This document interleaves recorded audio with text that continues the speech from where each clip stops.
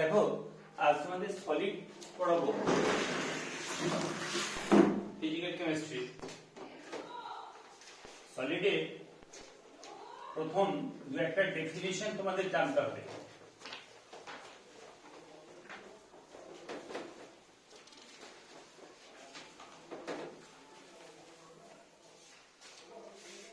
তাহলে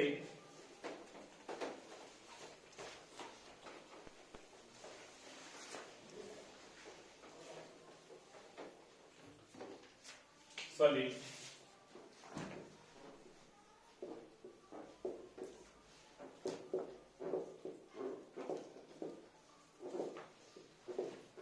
কার জন্মদিন আজ? বিবেকানন্দকে ফলো করবো। আচ্ছা, তা সলিডের দু একটা ডেফিনেশন জানতে হবে। প্রথম হচ্ছে ক্রিস্টাল। ঠিক আছে, ক্রিস্টাল কাকে বলে? ক্রিস্টাল কেলার, ক্রিস্টাল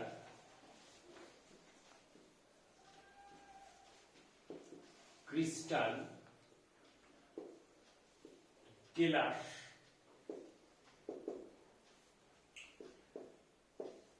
কাকে বলে?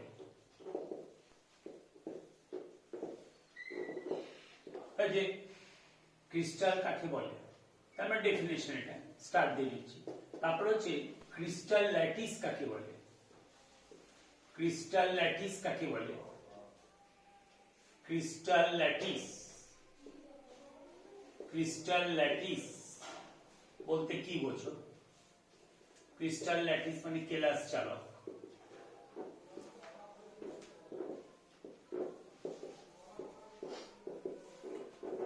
কেলাস চালক বলতে কি বোঝো?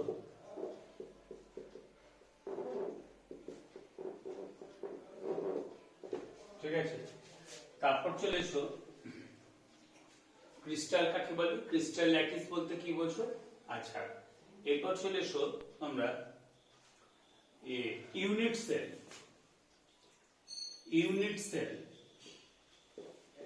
ইউনিট সেল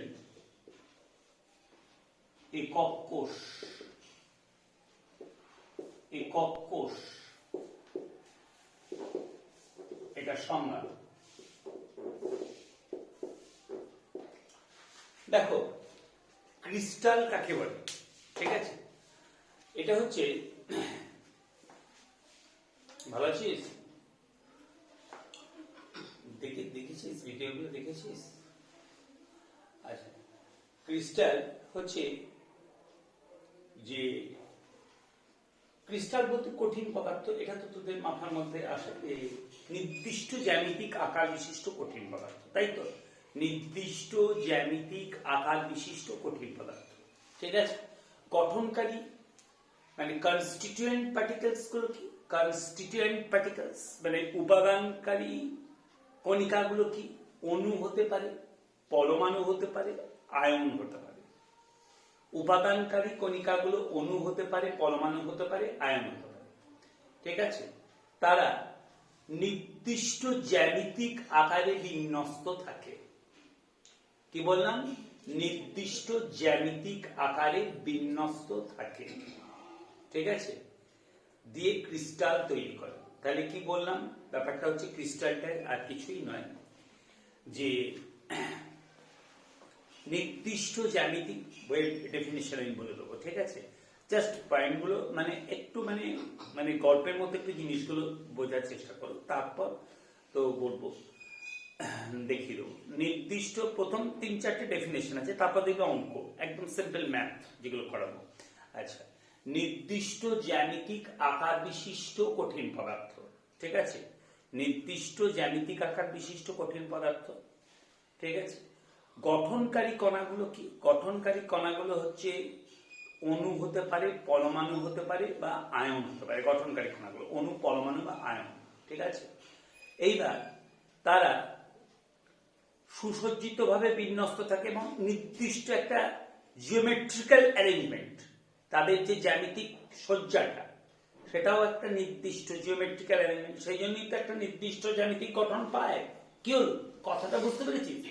উপাদানকারী কণিকা ওই উপাদানকারী কণিকাগুলো বলতে কি, কনস্টিটিউয়েন্ট পার্টিকেলস গুলো, অণু, পরমাণু বা আয়ন, তারা একটা নির্দিষ্ট জ্যামিতিক আকার তো মানে নির্দিষ্ট জ্যামিতিক আকারে সজ্জিত থাকে বলি তো কি নির্দিষ্ট জ্যামিতিক আকার পায়। ঠিক আছে, তা এইবার একটা কথা বলি, এইগুলো কিন্তু ক্রিস্টাল মানে যখন তৈরি হয় এটা হচ্ছে ক্রিস্টাল। এবার কিন্তু এটা এটা রিপিট হয়, মানে ব্যাপারটা কি ওই একটা এই যে কথাগুলো কতগুলো জিনিস বলেছি নাকি, ক্রিস্টাল ল্যাটিস আর ইউনিট সেল। ঠিক আছে, তাহলে একটা নির্দিষ্ট জ্যামিতিক আকার বিশিষ্ট মানে ইউনিট সেল যেটা বলছে, মানে একটা একক কোষ বলতে কি বলছে, যে ওই যে কনস্টিটিউয়েন্ট পার্টিকেলস গুলো একটা নির্দিষ্ট জ্যামিতিক আকারে সজ্জিত থেকে একটা নির্দিষ্ট জ্যামিতিক আকার পাচ্ছে। ঠিক আছে, হয়েছে, এবং সেটা যদি সেই প্যাটার্নটা যদি রিপিট হয়, কি বললাম, সেই প্যাটার্নটা যদি রিপিট হয় দিয়ে যে জালক গঠন করছে, যে জালক গঠন করছে মানে সেটাও কি কঠিন পদার্থ। ঠিক আছে, কঠিন পদার্থ অবশ্যই, সেইটাই হচ্ছে ক্রিস্টাল ল্যাটিস। কি বললাম কথাটা বুঝতে পেরেছিস? এবার সংজ্ঞাগুলো দেখ, প্রত্যেকটা তিনটে সংজ্ঞাই ক্লিয়ার করে নিতে হবে, দেখ একদম পরিষ্কার বুঝতে পারবি। দেখ প্রথমেই চলে এটা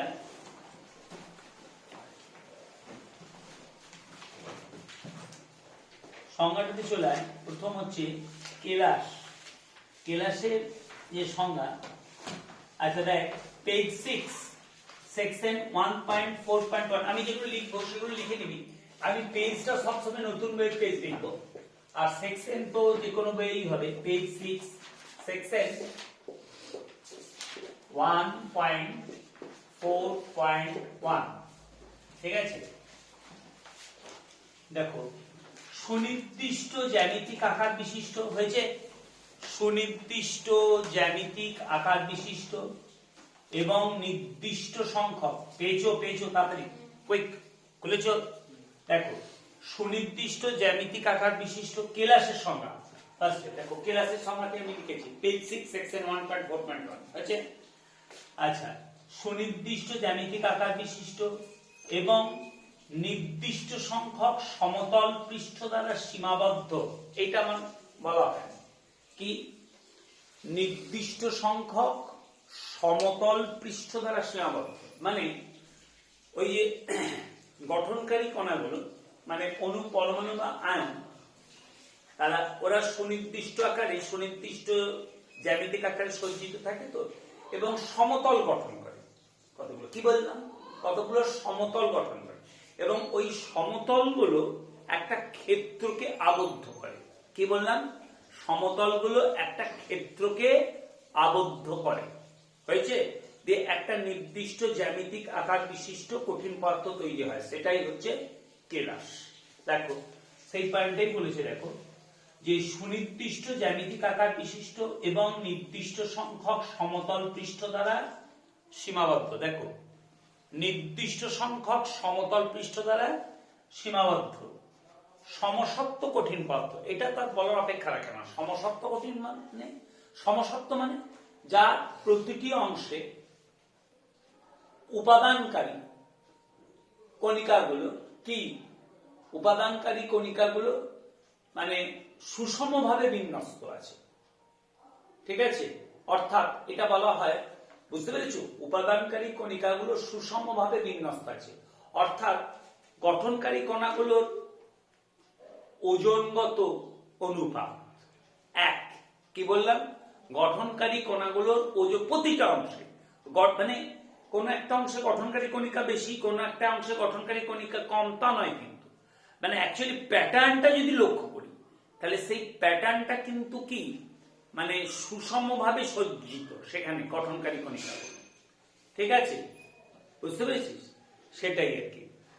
আচ্ছা, সেটাই বলছি যে সমসত্ব কঠিন পদার্থ যার সর্বাংশে গঠনকারী কণাগুলি অণু, পরমাণু বা আয়ন, গঠনকারী কণিকা কি বলেছি, অণু, পরমাণু বা আয়ন, ওই যে বললাম সমসত্ব সুষমভাবে এবং পর্যায়ক্রমে বিন্যস্ত থাকে, তাকে কেলাস বলে।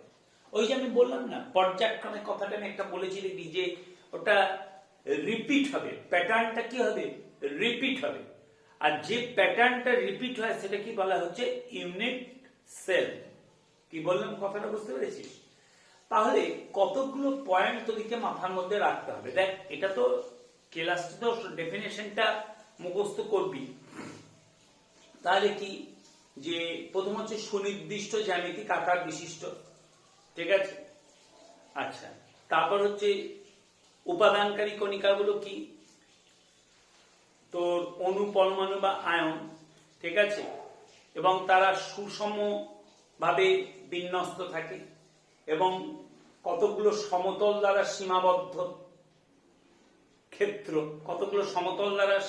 ক্ষেত্র, এবং এই যে বললাম তোর ইয়েটা কি, তোর সমসত্ব, তার মানে উপাদানকারী কণিকা, তার মানে অণু, পরমাণু বা আয়ন, তারা হচ্ছে সুষমভাবে বিন্যস্ত থাকে এবং এই বিন্যাসটা কি পর্যায়ক্রমিক, মানে কি হয়, প্যাটার্নটা রিপিট হয় পর্যায়ক্রমিক ভাবে বিন্যস্ত থেকে। পর্যায়ক্রমিক মানে কি, যেমন ধর পর্যায়, এই যে পর্যায় এই যে কথাটা পর্যায়ক্রমে পুনরাবৃত্তি ঘটে, এই কথাটা কোথায় পড়েছিলি বলতো? পর্যায় সারণীতে। মেন্ডেলিফের যখন পর্যায় সারণী পড়েছিলি, আধুনিক পর্যায় সারণী পড়েছিলি না, যে মৌলের ভৌত ও মেন্ডেলিফের পর্যায় সারণী কি ছিল, যে মৌলের ভৌত রাসায়নিক ধর্মাবলী ওদের পারমাণবিক ওজনের সাথে পর্যায়ক্রমে পুনরাবৃত্ত হয়। পর্যায়ক্রমে পুনরাবৃত্ত মানে কি, ফিরে ফিরে আসে, ঠিক আছে? পরবর্তীকালে দেখা গেল যে না, মৌলের মূল ধর্মটাকে নিয়ন্ত্রণ করে কি পারমাণবিক ওজন নয়, মূল ধর্মটাকে নিয়ন্ত্রণ করে কি পারমাণবিক সংখ্যা, ঠিক আছে? মোসলে সেটা পরীক্ষা করে ইয়ে করেছিলেন এক্সরসি পরীক্ষার সাহায্যে। আর এমনি আইসোবার আবিষ্কারের পরেও এটা প্রমাণিত হলো।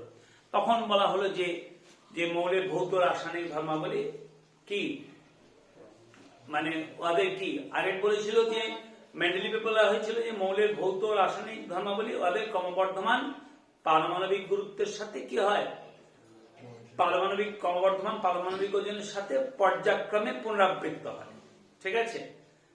মানে পারমাণবিক গুরুত্ব বাড়ছে, ঠিক আছে, মানে বা পারমাণবিক গুরুত্ব বৃদ্ধির সাথে সাথে ক্রমবর্ধমান না বলে এরকম ছিল যে মৌলের ভৌত ও রাসায়নিক ধর্মাবলী পারমাণবিক ওজন বৃদ্ধির সাথে সাথে বা পারমাণবিক গুরুত্ব বৃদ্ধির সাথে সাথে পর্যায়ক্রমে পুনরাবৃত্ত হয়।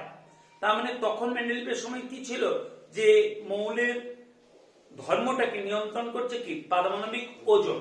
পরবর্তীকালে দেখা গেল না, পারমাণবিক ওজন নয়, মৌলের মূল ধর্মটাকে নিয়ন্ত্রণ করছে কি পারমাণবিক সংখ্যা। মোসলে পরীক্ষায় প্রমাণ করেছিলেন এক্সরসি পরীক্ষা। আর আইসোবারের আবিষ্কারের পরে প্রমাণিত হলো যে পারমাণবিক সংখ্যা। তখন বলা হলো মৌলের ভৌত রাসায়নিক ধর্মাবলী, ঠিক আছে, ওদের পারমাণবিক সংখ্যা বৃদ্ধির সাথে সাথে পর্যায়ক্রমে পুনরাবৃত্ত হয়। ওইখানে পর্যায়ক্রমে কথাটা পড়েছিলাম, আমি এইটা বোঝালাম এই কারণে। পর্যায়ক্রমে মানে কি ফিরে ফিরে আসে। তাহলে এখানে ব্যাপারটা ওইটাই হলো। তাহলে কি এটা হচ্ছে কেলাসের ব্যাপারটা, কেলাসের সংজ্ঞাটা করতে পারা গেল, কেলাসের সংজ্ঞাটা ওখান থেকে করলি। এরপর কেলাস জালকের সংজ্ঞাটা দেয়। কেলাস জালক দেখ, একদম কেলাস জালকের সংজ্ঞা দেয় ওই পাতাতেই রাইট সাইডে রয়েছে, সেকশন 1.4.2 কেলাস জালক। এই পেজ 6 এ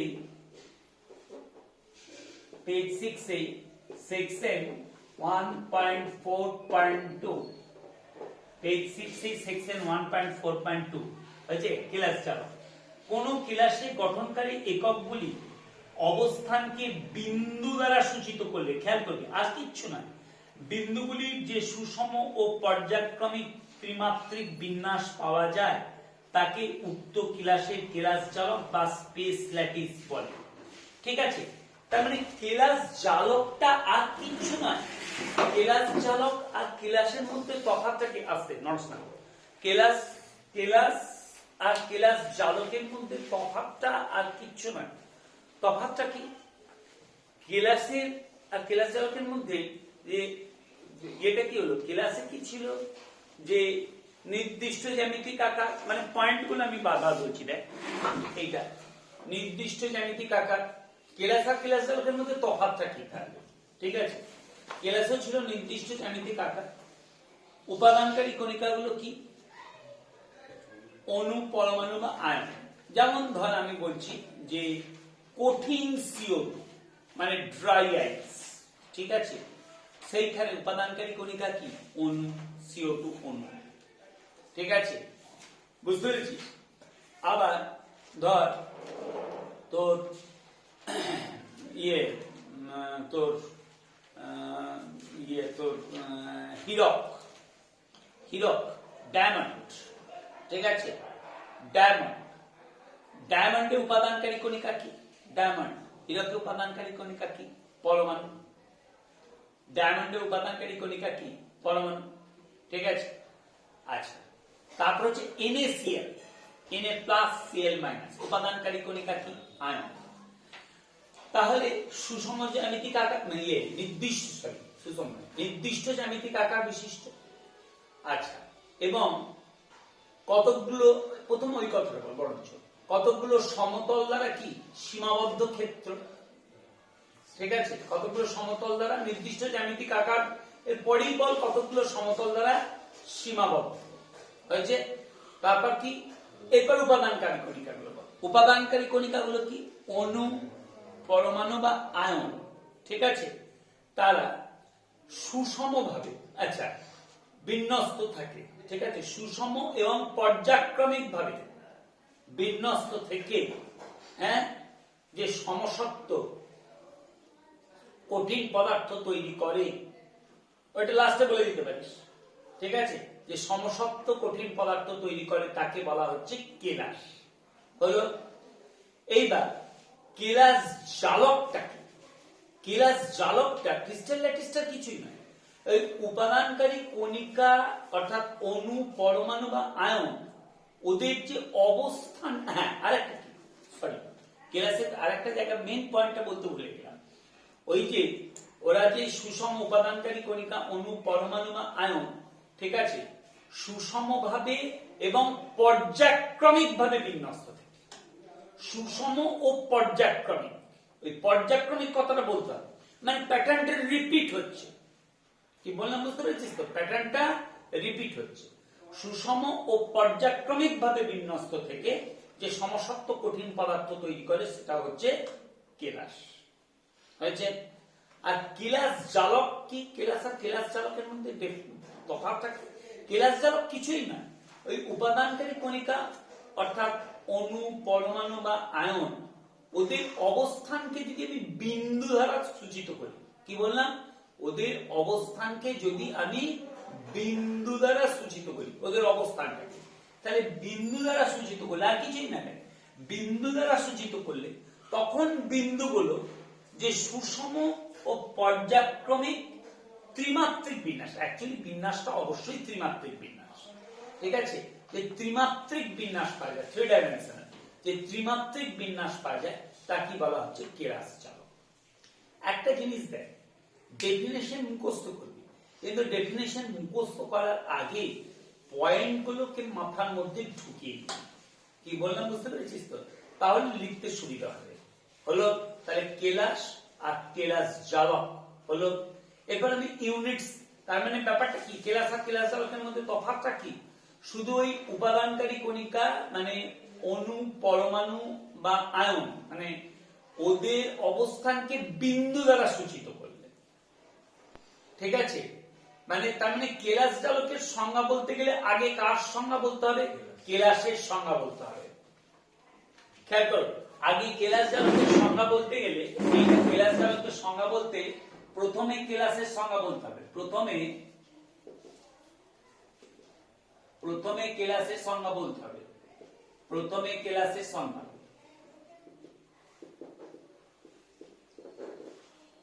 একই তো, কারণ প্রথমে কেলাসের সংজ্ঞাটা বলে তারপর এইটা বলবে। প্রথমে কেলাসের সংজ্ঞাটা বলে তারপর তুমি এইটা বলবে, তারপর এইটা বলবে। সেখানে কি মানে এই উপাদানকারী কণিকা, অণু, পরমাণু, উপাদানকারী মানে কনস্টিটিউয়েন্ট পার্টিকেলস আছে, ঠিক আছে, উপাদানকারী কণিকা, অণু, পরমাণু বা আয়নের অবস্থানকে বিন্দু দ্বারা সূচিত করে যে সুষম ও পর্যায়ক্রমিক ত্রিমাত্রিক বিন্যাস পাওয়া যায়, সেটাই হচ্ছে কেলাস জালক। হয়েছে। আর ইউনিট সেলটা কি? ইউনিট সেল একক কোষ।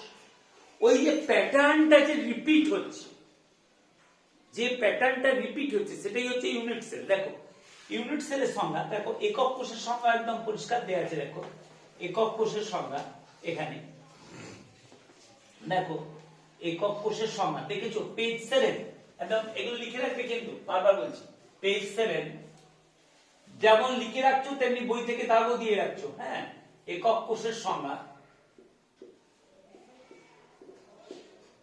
একক কোষের সংজ্ঞা page 7, page 7 section 1.4.4, section 1.4.4, section 1.4.4। দেখো কোন কেলাস জালকে যে ক্ষুদ্রতম মৌলিক প্যাটার্ন বা বিন্যাস,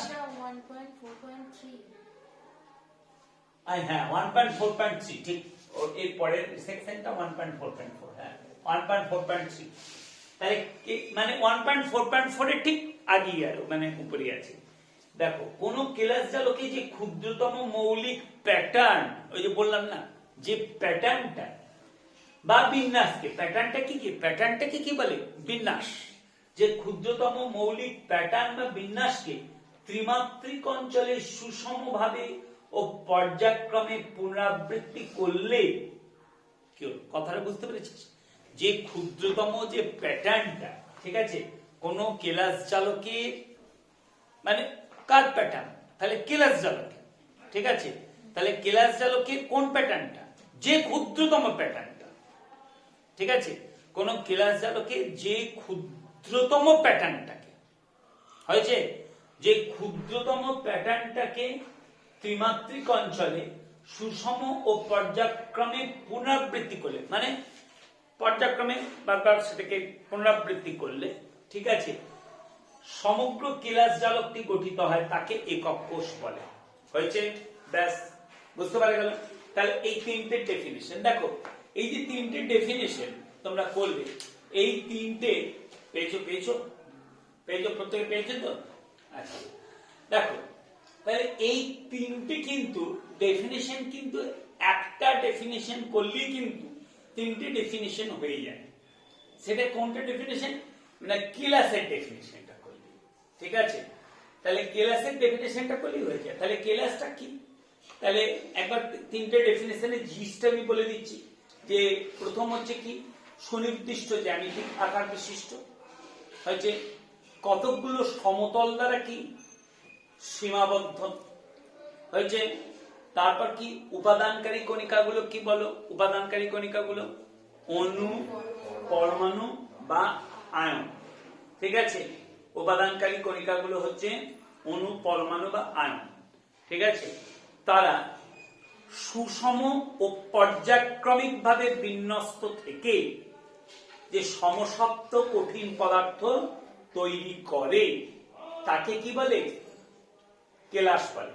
আর ওইটা বললাম কি, যে কতগুলো সমতল দ্বারা সীমাবদ্ধ বলেছি তো, তাহলে নির্দিষ্ট জ্যামিতিক আকার বিশিষ্ট, এইটা 1 নম্বর পয়েন্ট। দেখ পয়েন্ট এইভাবে মনে রাখতে হবে, কতগুলো সমতল দ্বারা সীমাবদ্ধ, হয়েছে। উপাদানকারী 3 নম্বর পয়েন্ট কি, উপাদানকারী কণিকাগুলো কি অণু, পরমাণু বা আয়ন, তারা কিরকম ভাবে বিন্যস্ত থাকছে? সুষম ও পর্যায়ক্রমিক ভাবে বিন্যস্ত থেকে, সুষম এবং পর্যায়ক্রমিক ভাবে বিন্যস্ত থেকে মানে বারে বারে ফিরে আসছে, ওকে, বিন্যাসটা বারে বারে ফিরে আসছে। পর্যায়ক্রমিক বিন্যাস মানে কি, বিন্যাসটা বারে বারে ফিরে আসছে। সুষম ও পর্যায়ক্রমিক ভাবে বিন্যস্ত থেকে যে সুষম কঠিন পদার্থ গঠন করে তাকে কি বলে? কেলাস, হচ্ছে কেলাস বা ক্রিস্টাল। আর ক্রিস্টাল ল্যাটিস কি, কেলাস জালক কি বল? যে ওই কেলাসে, ঠিক আছে, কেলাসে ওই উপাদানকারী যে কণিকা, অর্থাৎ অণু, পরমাণু বা আয়ন, ঠিক আছে, তাদের অবস্থানকে আমি যদি বিন্দু দ্বারা সূচিত করি, কি বলো? তাদের অবস্থানকে যদি আমি বিন্দু দ্বারা সূচিত করি, ঠিক আছে, তাহলে তাদের অবস্থানকে আমি বিন্দু দ্বারা সূচিত করেছি, তাহলে সেই বিন্দুগুলো কি সুষম ও পর্যায়ক্রমিক ভাবে বিন্দুগুলো সুষম ও, কারণ উপাদানকারী কণিকা, অণু, পরমাণু বা আয়ন, তাহলে কোন কেলাসে উপাদানকারী কণিকা, অণু, পরমাণু বা আয়নের অবস্থানকে বিন্দু দ্বারা সূচিত করলে সেই বিন্দুগুলো সুষম ও পর্যায়ক্রমিক ভাবে ত্রিমাত্রিক অঞ্চলে বিন্যস্ত থেকে যে জালক গঠন করে তাকে কেলাস জালক বলে। ঠিক আছে, সেটাই বলা হয়েছে। দেখো হয়েছে, বুঝতে পেরেছিস? আর ইউনিট সেলটা তাহলে কি, একক কোষটা কি?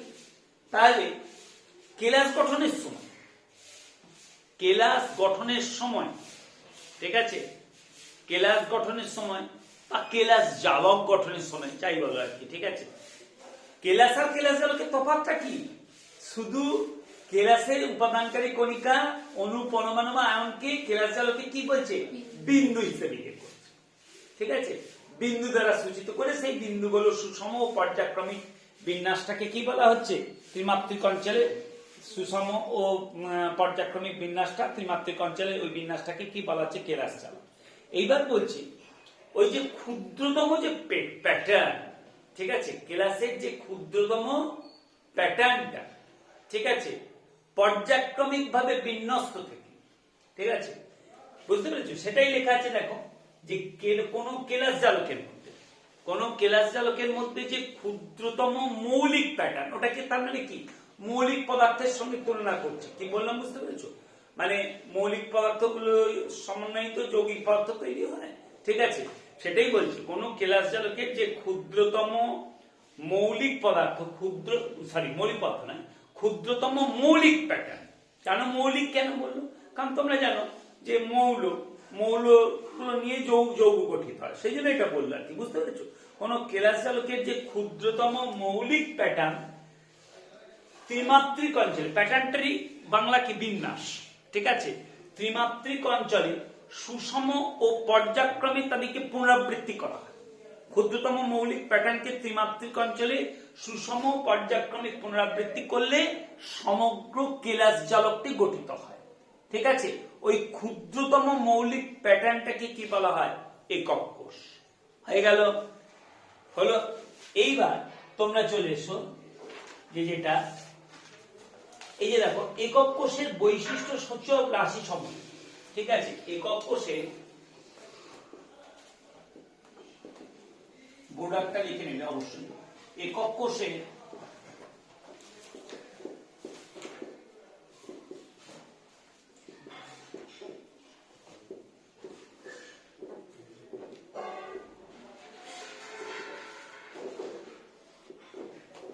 বৈশিষ্ট্য সূচক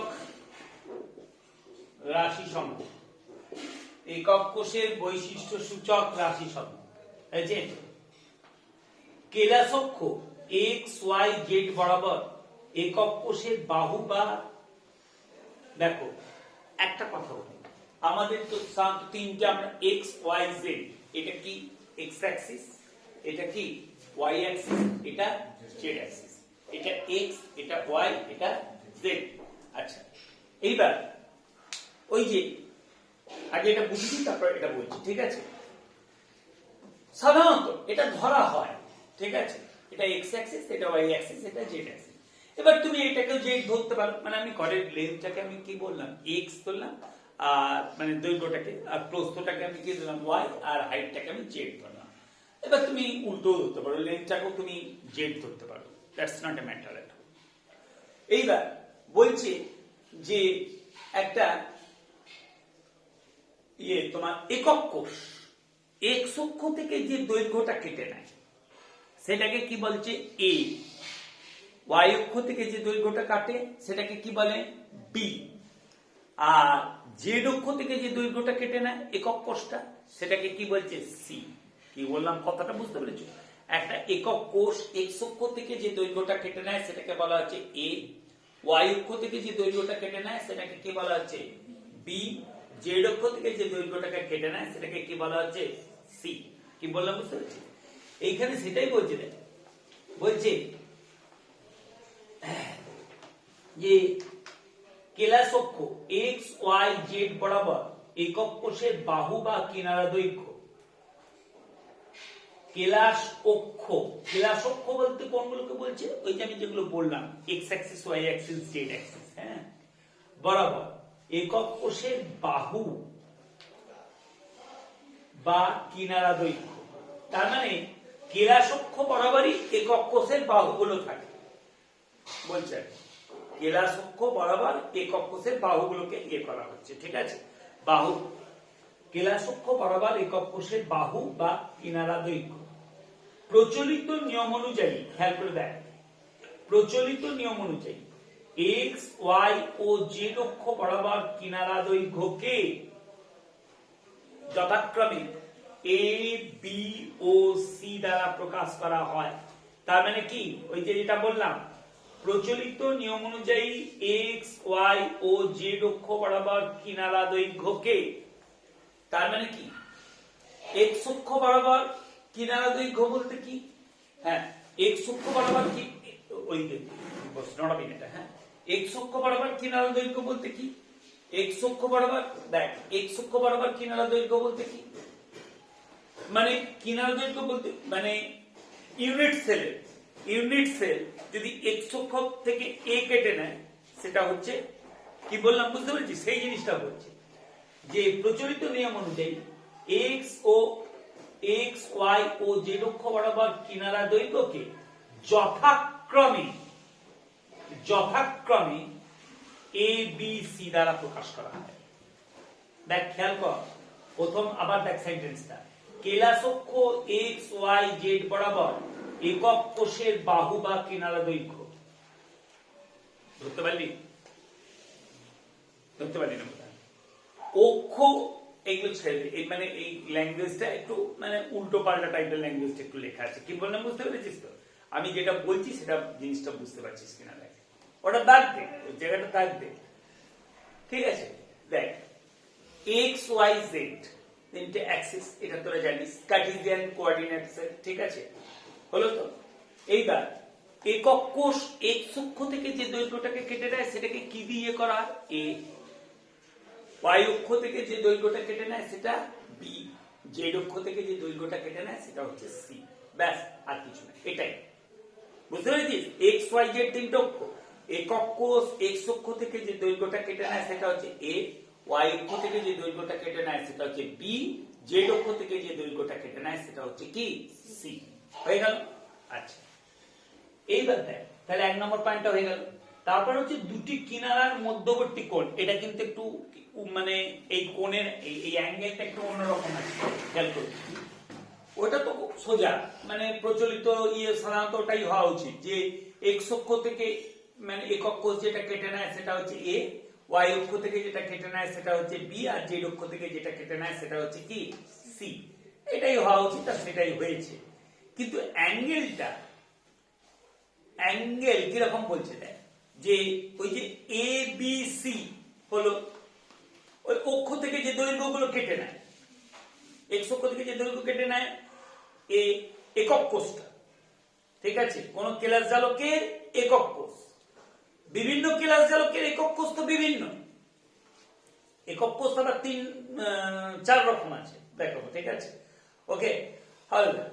তাহলে এক্স অক্ষ থেকে একক কোষটা যে দৈর্ঘ্য কেটে নেয় এ, ওয়াই অক্ষ থেকে যে দৈর্ঘ্যটা কেটে নেয় বি, জেড অক্ষ থেকে যে দৈর্ঘ্যটা কেটে নেয় সি, এটা তো হলো। এবার বলছে এ আর বি এর মধ্যবর্তী কোণটা, দেখ সেটা কি বলেছে, দেখ, দুটি কিনারার মধ্যবর্তী কোণ, ওই যে দেখ, খেয়াল কর, ওই যে একক কোষের বাহুগুলো কি বলা হচ্ছে? কিনারা দৈর্ঘ্য। কি বলছে? একক কোষের বাহুগুলো কি বলছে? কিনারা দৈর্ঘ্য, ঠিক আছে?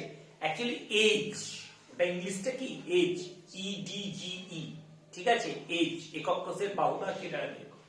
বলছে দুটি কিনারার মধ্যবর্তী কোণ প্রচলিত নিয়ম অনুযায়ী, আমাদের এমনি কি মনে হয় যে এ বির মধ্যবর্তী কোণটা আলফা বলবো, কি কথাটা এরকমই না?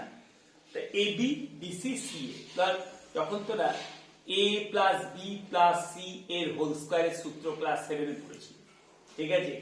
এ প্লাস বি প্লাস সি এর হোল স্কয়ারের সূত্র তখন কি পড়েছি? A square plus B square plus C square plus এরকম, এইটা কি প্যাটার্নটা এরকম ভাবে পড়েছিলি না আমি, যে plus 2ab plus 2bc plus 2ca, তাই তো? এটাই পড়েছিলি তো, প্লাস 2ab, তারপর কি বি দিয়ে শেষ হলো, প্লাস 2bc প্লাস 2ca পড়েছিলি। তাহলে তোদের কি মনে হয় যে এ আর বি এর মধ্যবর্তী কোণটাকে আলফা বলবো, বি আর সি এর মধ্যবর্তী কোণটাকে বিটা বলবো, সি আর এর মধ্যবর্তী কোণটাকে গামা বলবো? তা নয় কিন্তু, সেটাই কি বলছে দেখ, প্রচলিত নিয়ম অনুসারে, অ্যাকচুয়ালি এগুলো ইউপ্যাক্ট নিয়ম, মানে বুঝতে পেরেছিস, বিজ্ঞানী যে নিয়মটা ঠিক করেছে ওটা ওই জায়গাটা দৈর্ঘ্যটার ক্ষেত্রে কোনো কনফিউশন নেই। এক্স অক্ষ থেকে একক কোণ যে দৈর্ঘ্য কেটে নেয়, এই ওয়াই অক্ষ থেকে যে দৈর্ঘ্য কেটে নেয়, বি জেড অক্ষ থেকে যে দৈর্ঘ্যটা কেটে নেয় একক কোণ, সেটা হচ্ছে সি। কিন্তু কোণের ক্ষেত্রে কোণের ক্ষেত্রে বলছে বি আর সি, এ ও সি আর এ ও বি এর মধ্যবর্তী কোণকে খেয়াল করলে,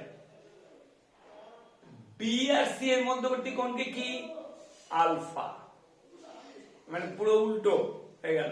এ বির দেখ, এ বির মধ্যবর্তী কোণটাকে কি বলেছে গামা, এই জিনিসটা আলফা বিটা গামা তো বাবা, আলফা বিটা গামা। তাহলে তোরা উল্টো দিক থেকে মনে রাখ, এ বির মধ্যবর্তী কোণটাকে কি গামা, হ্যাঁ, কিন্তু আবার দেখ পুরো উল্টো দিক থেকে মনে রাখলেও হবে না। তাহলে এ বির মধ্যবর্তী কোণটাকে গামা, তাহলে বিসির মধ্যবর্তী কোণটাকে হওয়া উচিত ছিল কি বিটা, কিন্তু বিসির মধ্যবর্তী কোণটাকে আলফা বলেছে। কি হলো, কথাটা বুঝতে পেরেছিস?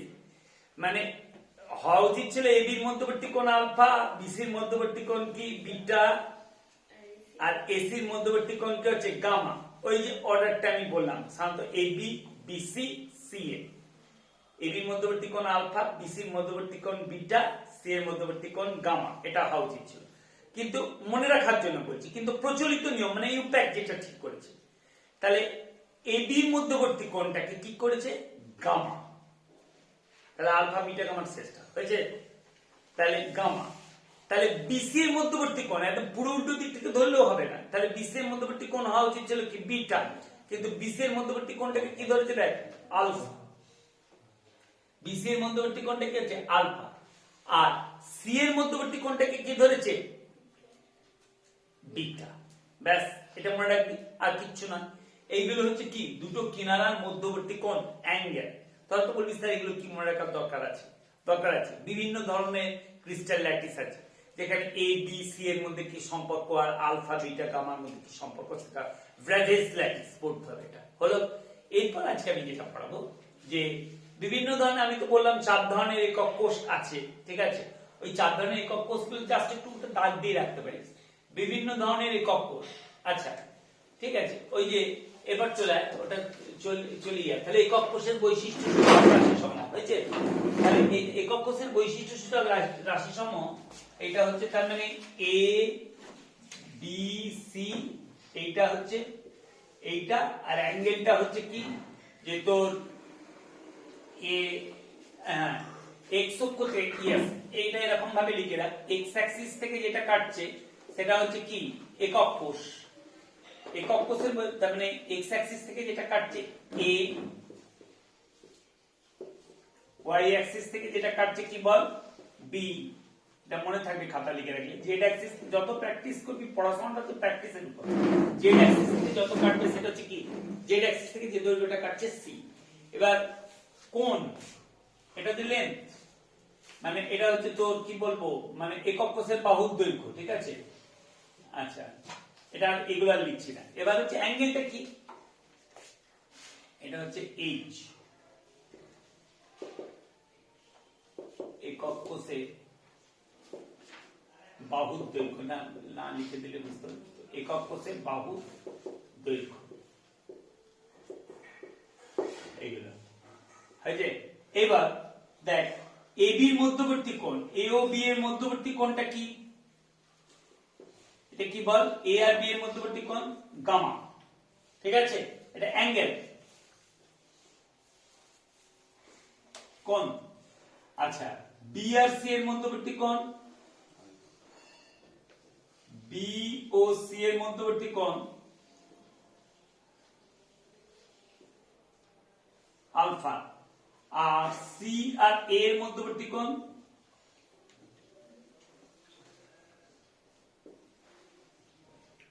বিটা। ঠিক আছে, হচ্ছে হলো এইটা।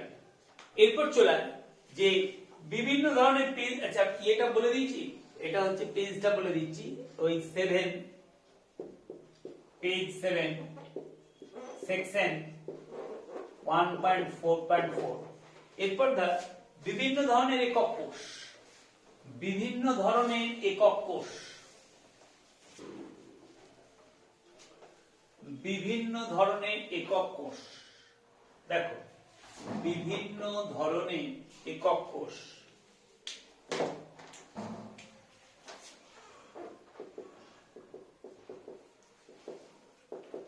বিভিন্ন ধরনের একক কোষ। খেয়াল করো, বিভিন্ন ধরনের একক কোষ। প্রথমেই চলে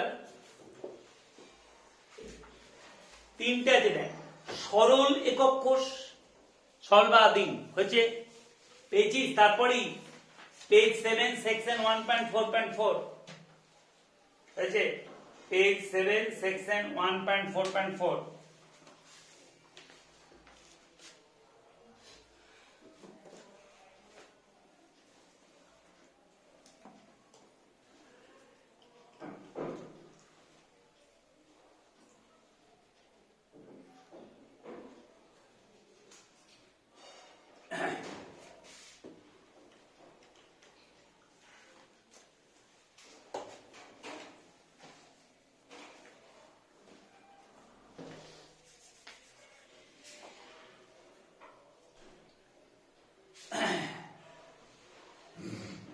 আচ্ছা দেখ,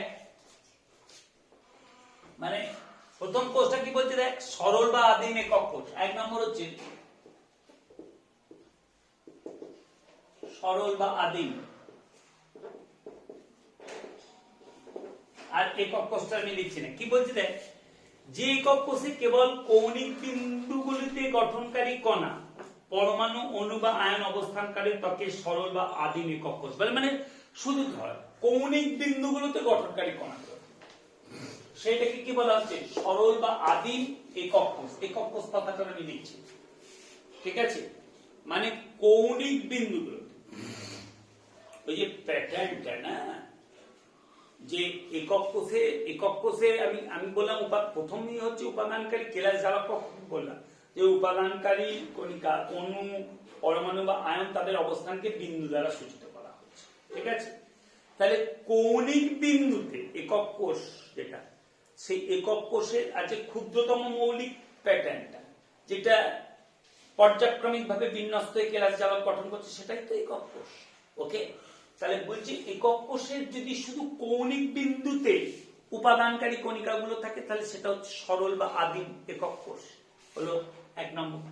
দু নম্বর হচ্ছে পৃষ্ঠকেন্দ্রিক। কি বলছে দেখ, যে একক কোষের, দেখ খেয়াল কর, কৌণিক বিন্দুগুলোতে থাকবে, তাছাড়াও চলছে ভিডিওটা করছে তো, আচ্ছা, কৌণিক বিন্দুগুলোতে থাকবে, তাছাড়াও কি পৃষ্ঠতলের মধ্যবর্তী স্থান, কৌণিক বিন্দুগুলোতে থাকবে, আর কি পৃষ্ঠতলের মধ্যবর্তী স্থানে। তার মানে কি, এই যে পৃষ্ঠতল তার মধ্যবর্তী স্থান মানে কোথায়, সাপোজ এই ঘরটা যদি কিউব হয়, কিউব মানে কি ঘন, আয়তস্থলক তোমরা জানো, বাক্স, এটা বাক্স, আয়তস্থলক, দৈর্ঘ্য প্রস্থ উচ্চতা, আয়তস্থলকের যদি দৈর্ঘ্য সমান প্রস্থ সমান উচ্চতা যদি হয়, তাহলে সেটা কি কিউব, ঘনক, ঘনক। তাহলে এই ঘরটা যদি ঘনক হয়, ঠিক আছে, তাহলে এটা সরল একক কোষ বলতে গেলে কি, শুধু কৌণিক বিন্দুগুলো, কটা কৌণিক বিন্দু আছে, 8টা, 1 2 3 4 5 6 7 8। পৃষ্ঠকেন্দ্রিক কোনটা, পৃষ্ঠকেন্দ্রিক বলো,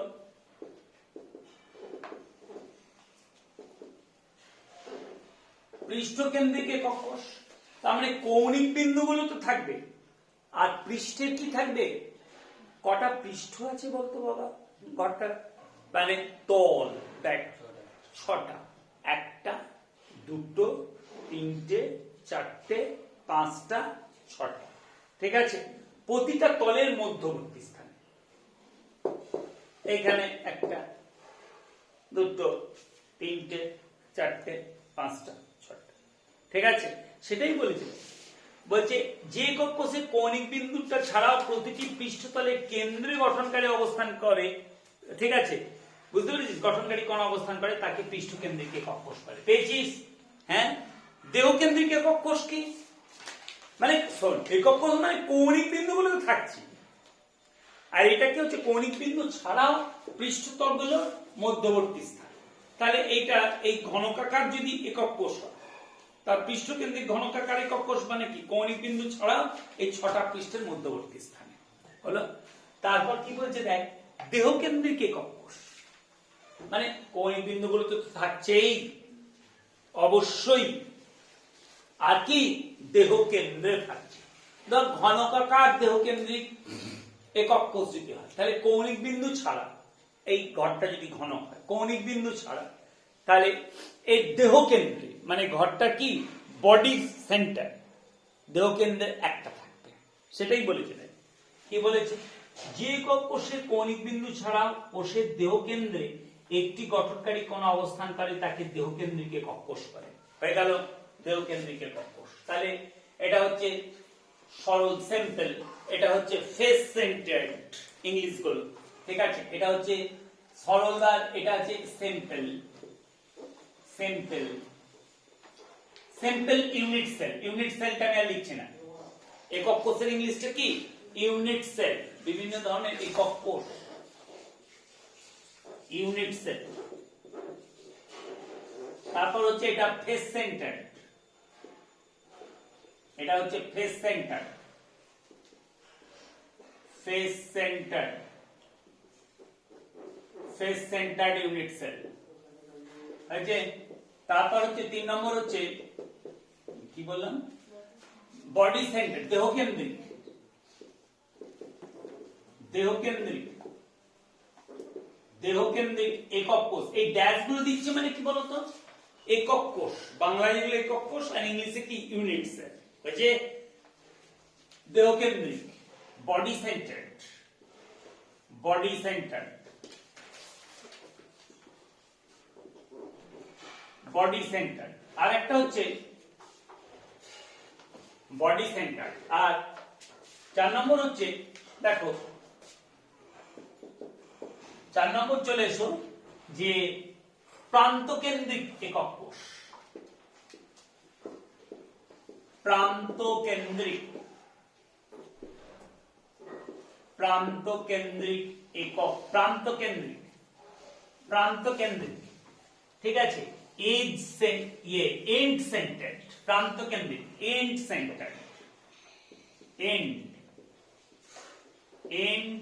centred, end centred, end centred, প্রান্তকেন্দ্রিক। কি বলছে দেখ, যে একক কোষের কৌণিক বিন্দু ছাড়াও বিপরীত সমান্তরাল পৃষ্ঠের কেন্দ্রে গঠনকারী কোণ অবস্থিত তাকে প্রান্তকেন্দ্রিক একক কোষ বলে। খেয়াল করবি, এন্ড সেন্টার। কৌণিক বিন্দুগুলো তো রয়েছে, একক কোষ মানে কৌণিক বিন্দু তো থাকবে। কৌণিক বিন্দু ছাড়াও বিপরীত সমান্তরাল পৃষ্ঠের কেন্দ্রে গঠনকারী কোণ অবস্থিত তাকে প্রান্তকেন্দ্রিক একক কোষ বলে। মানে বিপরীত সমান্তরাল পৃষ্ঠ, এটা প্রান্তকেন্দ্রিক মানে কৌণিক বিন্দুগুলো তো রয়েছে, আর বিপরীত সমান্তরাল পৃষ্ঠের কেন্দ্রে, তার মানে এইটার বিপরীত সমান্তরাল পৃষ্ঠ কোনটা? এইটা, ঠিক আছে? এবার দেখ, খেয়াল করছি, দেখ প্রান্তকেন্দ্রিকে আমি একটা জাস্ট একটা এক্সাম্পল তোদেরকে এখানে দেখলি তোরা এখানে বুঝতে পারবি যে প্রান্তকেন্দ্রিকের এখানে এরা ইয়ে করেছে কি তোর। হ্যাঁ, খেয়াল করে দেখ, হ্যাঁ এইগুলো ছবিগুলো দিয়েছে দেখ, আগের কথা দেখ, তাহলে বুঝতে পেরেছিস? এবং মানে এই যে দেখ বলছে যে একক কোষের কৌণিক বিন্দু ছাড়া বিপরীত সমান্তরাল পৃষ্ঠের কেন্দ্রে, মানে সবগুলো বিপরীত সমান্তরাল পৃষ্ঠে নয়, মানে এক জোড়া। কি হল? এক জোড়া বিপরীত সমান্তরাল পৃষ্ঠের কেন্দ্রে হয়েছে।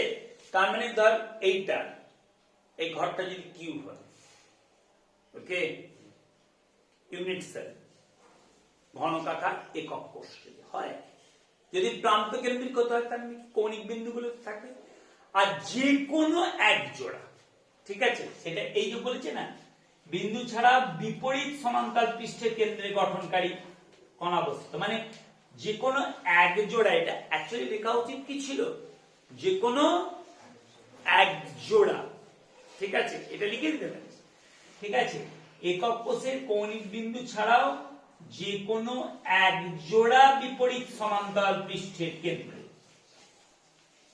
বুঝতে পেরেছিস, যে কোনো এক জোড়া বিপরীত সমান্তরাল পৃষ্ঠের কেন্দ্রে গঠনকারী কণা অবস্থিত। তার মানে কি, ধর আমি যদি এইটার এইটার তার কেন্দ্রে অবস্থিত, তাকে কি বলা হচ্ছে বলো, সেটা হচ্ছে কি প্রান্ত কেন্দ্র। ছবিগুলো দেখ আগের পাতায়, পেয়েছিস, সরল পেয়েছিস, সরল পৃষ্ঠটা বুঝতে পারছিস বাবা, ছবিগুলো আঁকতে পারবি, এটা তো আমার আঁকার দরকার নেই, তোর পারবি তো এগুলো আঁকতে, হ্যাঁ, ঘনক করে কোণাগুলো দিয়ে দেওয়ার কিছু না, পৃষ্ঠ মানে কৌণিক বিন্দু রয়েছে আর পৃষ্ঠের প্রত্যেকটা পৃষ্ঠের মাঝে রয়েছে, ওকে, ধরতে পেরেছিস, পৃষ্ঠ কেন্দ্রিকটা ধরতে পেরেছিস তো, হ্যাঁ, 6টা তল প্রতিটা মাঝে রয়েছে, হয়েছে, তারপর হচ্ছে দেহ কেন্দ্রিকটা ধরতে পেরেছিস, প্রান্ত কেন্দ্রিকটা ধরতে পেরেছিস, প্রান্ত কেন্দ্রিক একক কোষ। আচ্ছা তাহলে বিভিন্ন ধরনের একক কোষ কত আছে, এটা হচ্ছে 1.4.5 1.4.5, পেজ কত বল, পেজটা হচ্ছে পেজ 7, পেজ 7। এইবার চলে আয় এই যে পেজ 7,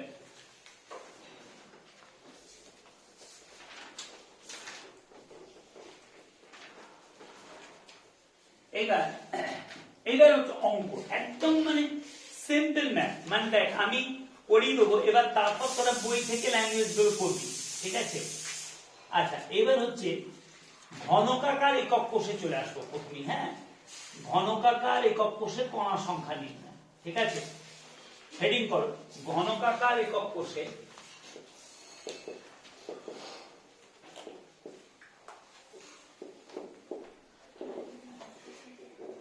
ঘনকাকার একক কোষে কণা সংখ্যা নির্ণয়, কথা নয়, কণা সংখ্যা নির্ণয়, ঘনকাকার একক কোষে কণা সংখ্যা নির্ণয়, ঘনকাকার একক কোষে। আচ্ছা প্রথমেই চলে এসো, তাহলে একক কোষটা কি, ঘনকাকার মানে কি, কিউব, দৈর্ঘ্য প্রস্থ উচ্চতা সমান, ঠিক আছে, তার কণা সংখ্যা নেই।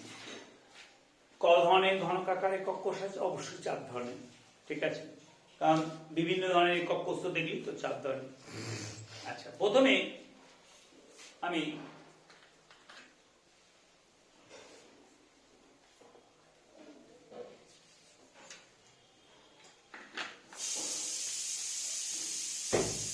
চলে আসবো,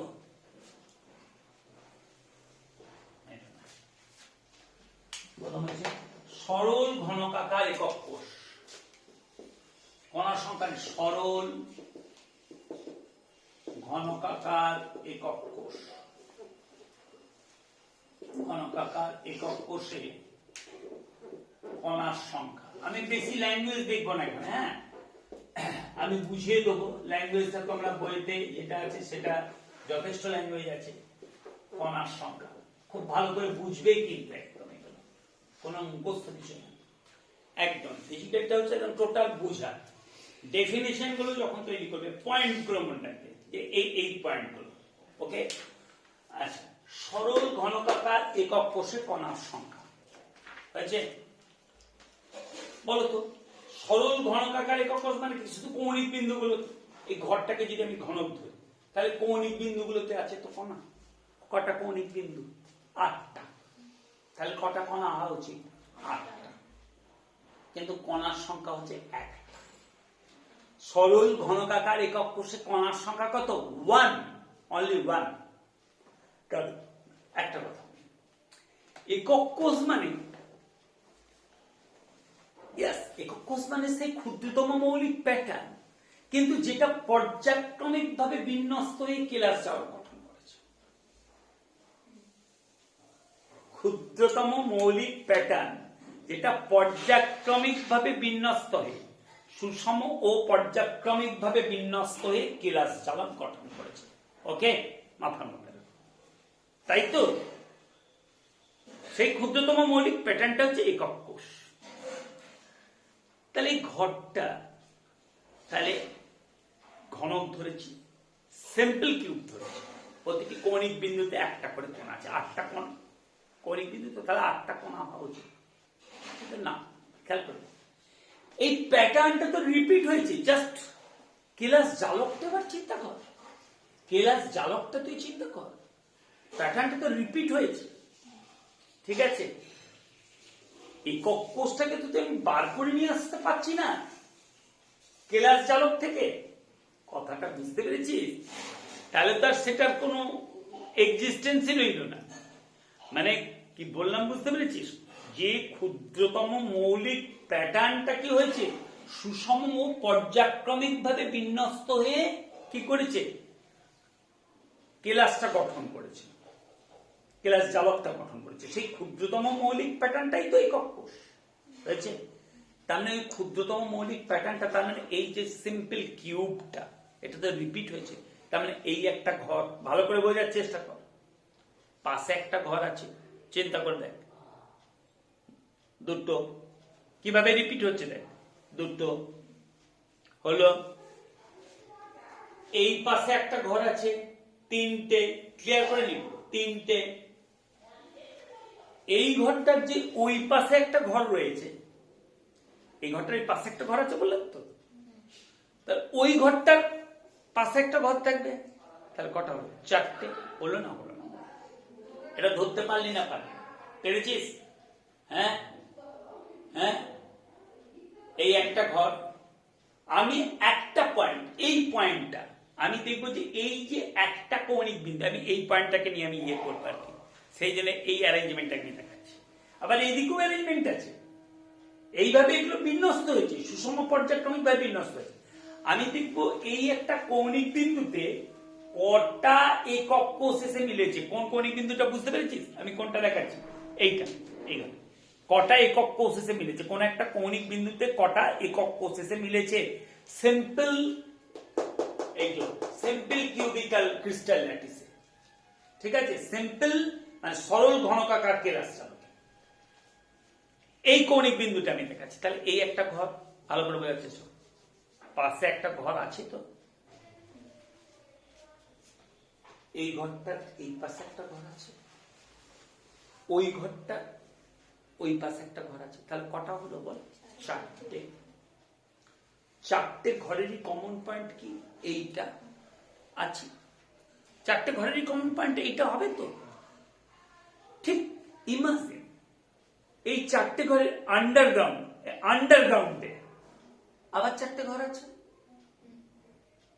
আরে প্যাটার্নটা তো রিপিট হচ্ছে, পর্যায়ক্রমিক ও সুষম ভাবে বিন্যস্ত থাকছে।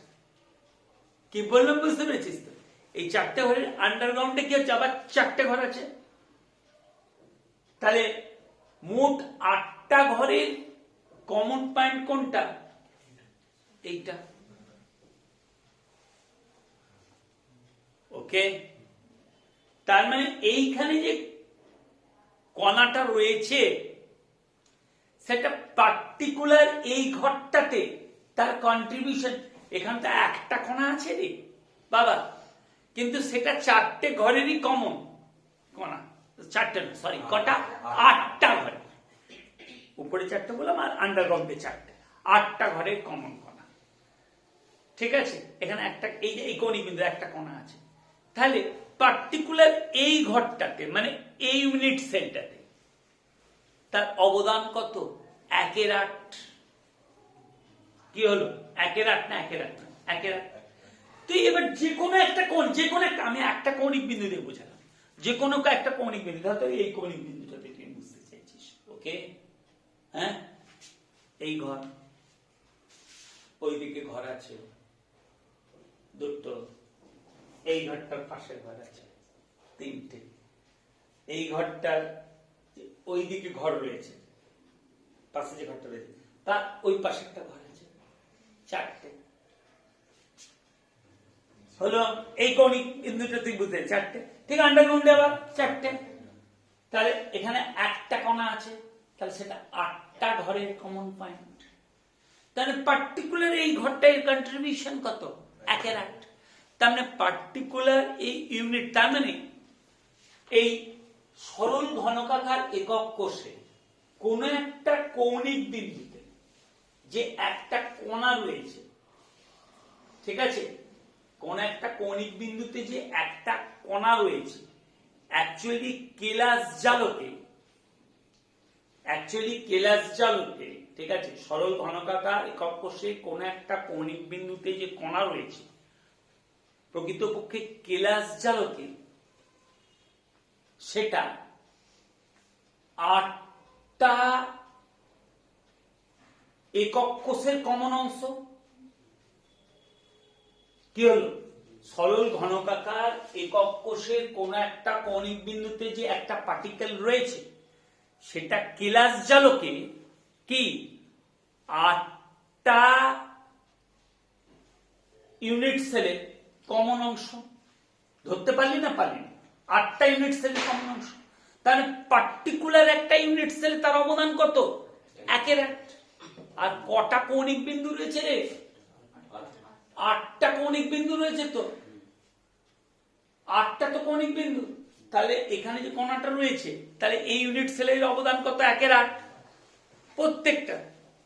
তার মানে এখানে যে কণাটা রয়েছে এই ইউনিট সেলে তার অবদান 1/8। কটা ইয়ে রয়েছে? 8টা। তাহলে 1/8 ইন্টু 8, তাহলে কণার সংখ্যা কত? 1টা। ক্লিয়ার? বুঝতে পারা গেল? তাহলে এখানে দেখ পরিষ্কার কথা, তাহলে ঘনকাকার একক কোষে কণার সংখ্যা, তাহলে সরল ঘনকাকার একক কোষে কণার সংখ্যা সমান দিয়ে লিখ যে একক কোষে কৌণিক বিন্দুর সংখ্যা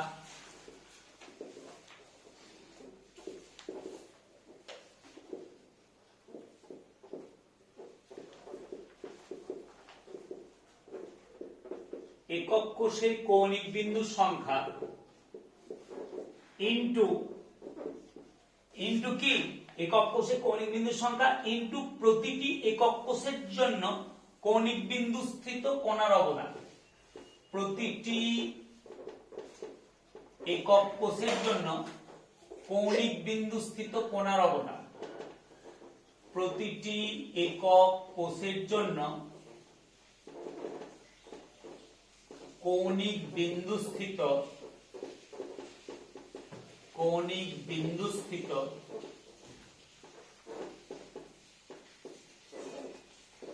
বিন্দু স্থিত কণার অবদান।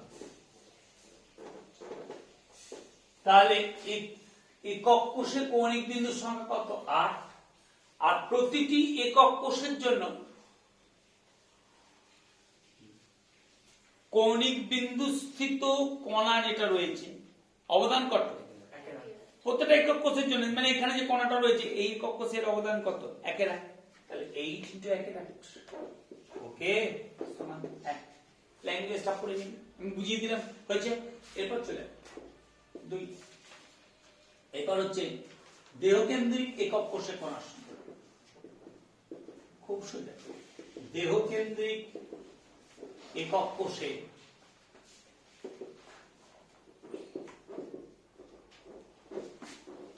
কণার সংখ্যা। দেহকেন্দ্রিক একক কোষে কণার সংখ্যা বল। দেখ এইগুলো তো আছে, মানে কৌণিক বিন্দুতে তো সব সময় থাকবে, একটা করে, ঠিক আছে, একক কোষ হলে। তার মানে এই জিনিসটা তো আছে, 8 ইন্টু 1/8। এই ল্যাঙ্গুয়েজটা তো লিখতে হবে। একক কোষে কৌণিক বিন্দুর সংখ্যা ইন্টু, ওটা লিখছি না, ওই ল্যাঙ্গুয়েজটা লিখবি। কি বললাম? ঠিক আছে, ওই ল্যাঙ্গুয়েজটা লিখবি। একক কোষে মুখে বলেছি, একক কোষে কৌণিক বিন্দুর সংখ্যা ইন্টু প্রতিটি একক কোষের জন্য কৌণিক বিন্দু স্থিত কণার অবদান। ঠিক আছে, যে ওইটার জায়গায় আসছে 8 ইন্টু 1/8, ওইটার জন্য আসছে হলো রে। আর দেহ কেন্দ্রে যে কণাটা রয়েছে এটা তো কার সঙ্গে এটার ইয়ে নেই। দেহ কেন্দ্রে যে কণাটা রয়েছে এটা তো একক কোষেরই, আর কারু তো ওর উপর ইয়ে নেই। কি বললাম? কেউ ওর উপর ভাগ বসাতে পারছে না। ওটা তো ওরই প্লাস, তাহলে প্লাস দেহ কেন্দ্রে অবস্থিত একটি কণা, প্লাস দেহ কেন্দ্রে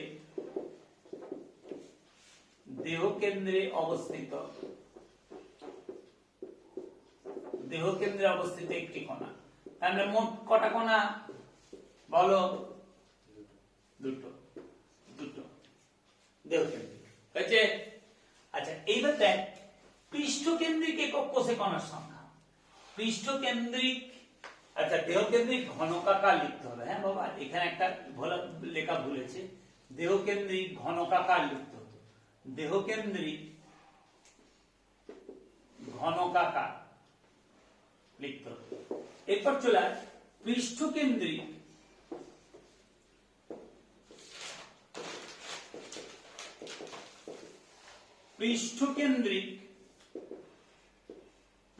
কেন্দ্রিক ঘনকাকার একক কোষে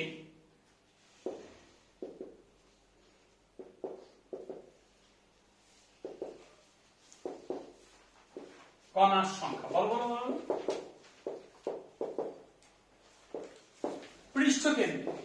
পৃষ্ঠকেন্দ্রিক মানে কি? কৌণিক বিন্দুগুলো তো আছে, হয়েছে? কৌণিক বিন্দুগুলোতে তো আছে, তারপর কি প্রতিটা পৃষ্ঠের কেন্দ্রে, এখানে একটা, ওইটা একটা, ওইটা একটা, ওইটা একটা, ওইটা একটা, হয়েছে?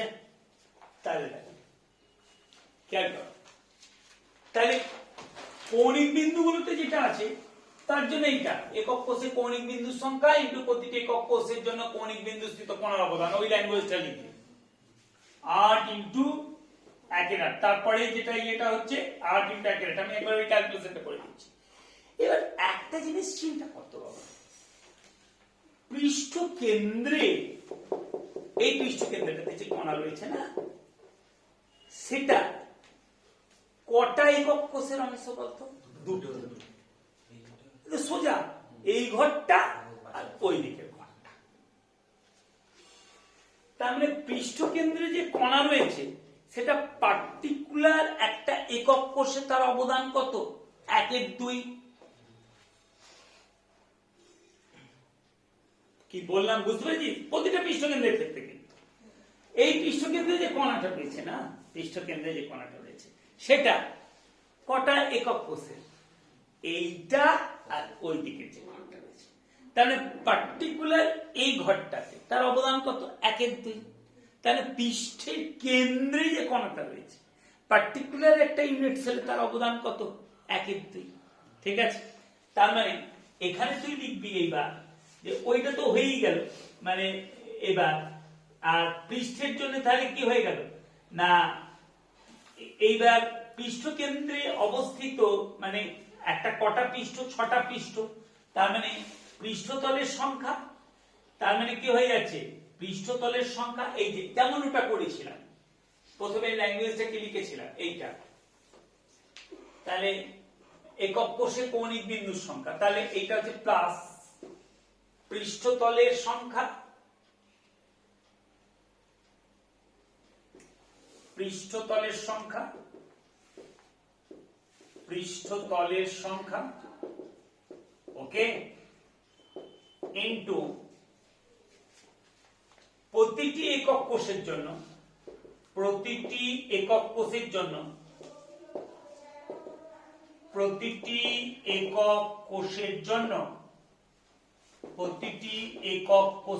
বলো বলো বলো, প্রতি পৃষ্ঠতলের সংখ্যা কটা? 6টা। তো কটা পৃষ্ঠ রে? 6টা না? 1 2 3 4 5 6। ঠিক আছে, পৃষ্ঠতলের সংখ্যা ইনটু প্রতিটি একক কোষের জন্য, ঠিক আছে, পৃষ্ঠ কেন্দ্রে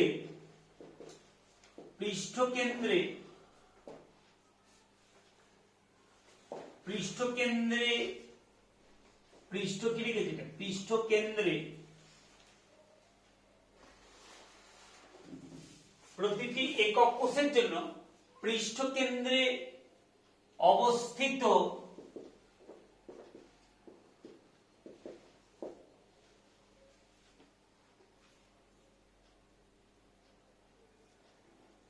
পৃষ্ঠকেন্দ্রে অবস্থিত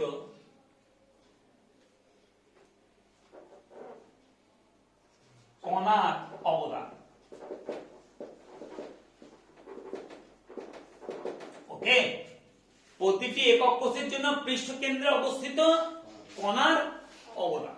ঠিক আছে, পৃষ্ঠকেন্দ্রে অবস্থিত কণার অবদান। তাহলে কি এইটা ল্যাঙ্গুয়েজটা কিন্তু এটা ল্যাঙ্গুয়েজটা লিখিনি। ঠিক আছে, তাহলে এটা 1, পৃষ্ঠতলের সংখ্যা কত? 6। আর প্রতিটি একক কোষের জন্য পৃষ্ঠকেন্দ্রে অবস্থিত কণার অবদান কত? পৃষ্ঠতলের সংখ্যা 6 আর ইনটু প্রতিটি একক কোষের জন্য পৃষ্ঠকেন্দ্রে অবস্থিত কণার অবদান কত? হাফ। তাহলে 6 × হাফ, তার মানে কটা হয়ে গেল কণা? তার মানে 4টে হয়েছে। বুঝতে পেরেছিস? তাহলে এগুলো কত পেজে আছে? পেজ তোর হচ্ছে 10, section 1.5.1, page 10, section 1.5.1, page 10, section 1.5.1 হয়ে গেল। এবার চলে এসো, বুঝতে পারা গেল? তাহলে একক কোষে কণার সংখ্যা। এই ল্যাঙ্গুয়েজটা দেখে নেবে একদম।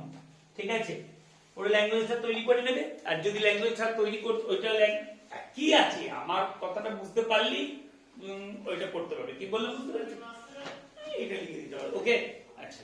এরপর চলে এসো, কারণ এগুলো একটা কথা, যদি এমসিকিউ থাকে তো হয়ে গেল, কিন্তু যদি 2 নম্বরের কোশ্চেন থাকে তখন তো একটু লিখতে হবে। বুঝতে পেরেছো? তখন এটা লিখবে, আর বইটা আমি দাঁড়িয়ে দিলাম। আচ্ছা, এইবার যে প্যাকিং ফ্র্যাকশন, প্যাকিং এফিসিয়েন্সি দেখো,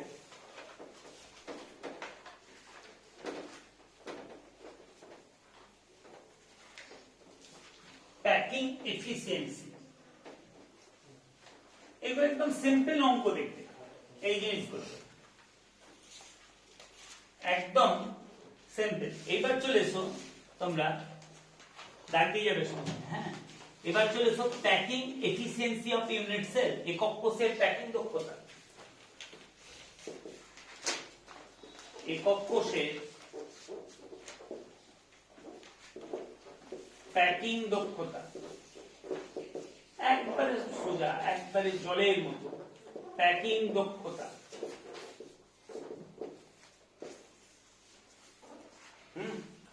একক কোষের প্যাকিং দক্ষতা, packing efficiency of unit sell.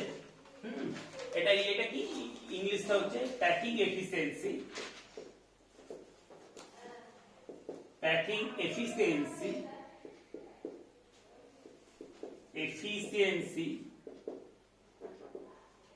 of unit cell, packing efficiency of unit cell, একক কোষের কণা বা কণাগুলি দ্বারা অধিকৃত আয়তন, একক কোষে কণা বা কণাগুলি দ্বারা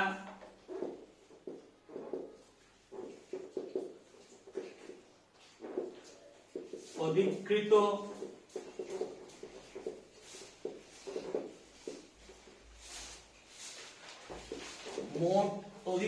মোট আয়তন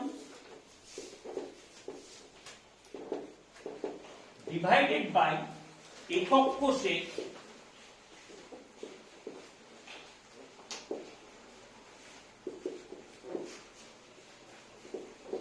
মোট আয়তন। মানে কি বলতো, প্যাকিং এফিসিয়েন্সি, প্যাকিং দক্ষতা মানে ধরো একক কোষে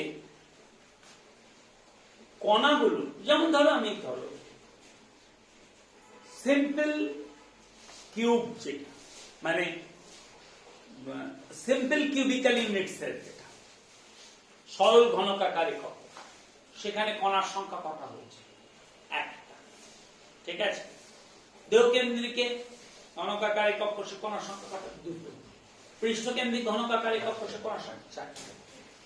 বলছে মানে কণাগুলো অ্যাকচুয়ালি ভালো করে দেখো ডেফিনেশনটা, একক কোষের কণাগুলো মানে এটা তো ম্যাথমেটিক্যাল ফর্মটা লিখলাম, বোঝাচ্ছে তাহলে একক কোষের কণাগুলো একক কোষের মোট আয়তনের যত ভগ্নাংশ অধিকার করে থাকে। কি বললাম? একক কোষের কণাগুলো একক কোষের মোট আয়তনের যত ভগ্নাংশ অধিকার করে থাকে। একক কোষের কণাগুলো একক কোষের মোট আয়তনের যত ভগ্নাংশ অধিকার করে থাকে। তাহলে একক কোষের কণাগুলো একক কোষের মোট আয়তনের যত ভগ্নাংশ অধিকার করে। তার মানে ধর, তার মানে তো এইটা একক কোষের কণাগুলো, সেখানে একটা কণা, হ্যাঁ কণা বা কণাগুলো, একটা কণাও থাকতে পারে আবার একাধিক কণাও থাকতে পারে। একক কোষের কণা বা কণাগুলো একক কোষের মোট আয়তনের যত ভগ্নাংশ অধিকার করে। তাহলে একক কোষের মোট আয়তনটা 20 সেমি-কিউব, হ্যাঁ, আর একক কোষের কণা গুলো দ্বারা অধিকৃত আয়তন 5 সেমি-কিউব।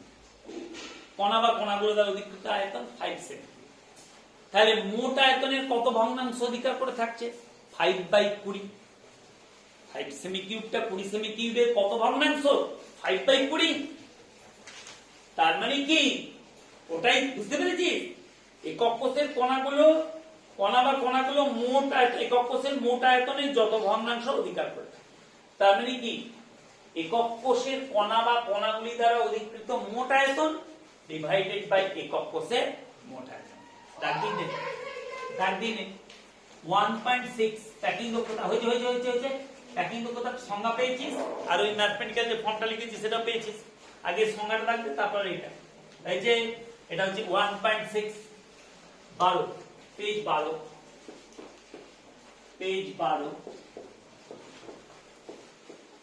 1.6। এবার চলে আয়। আচ্ছা,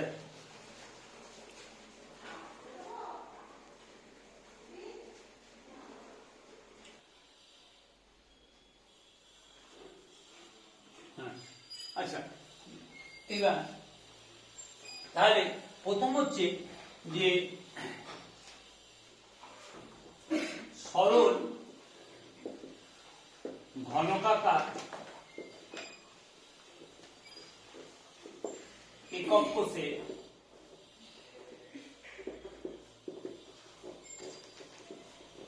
প্যাকিং দক্ষতা।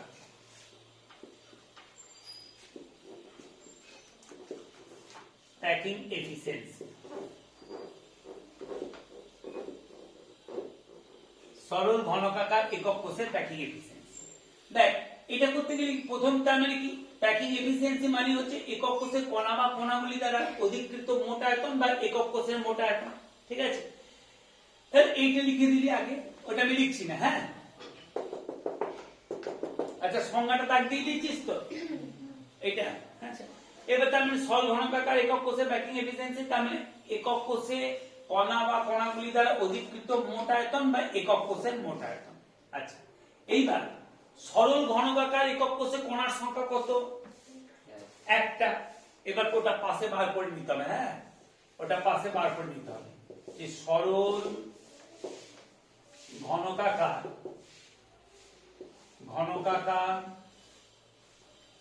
একক কোষে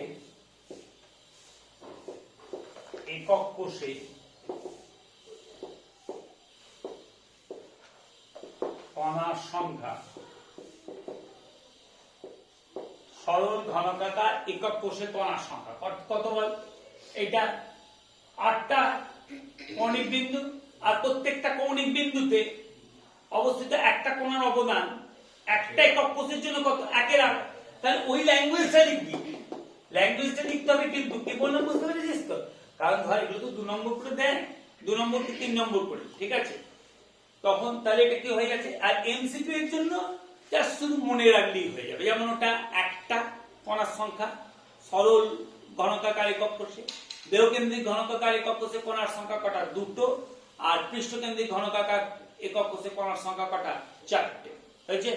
আচ্ছা, এবার সরল ঘনকাকার একক কোষে কণার সংখ্যা তাহলে কি হয়ে গেল বল?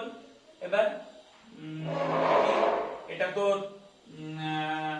8 ইন্টু 1 এর 8, তার মানে কত 1 হয়েছে। আচ্ছা, এইবার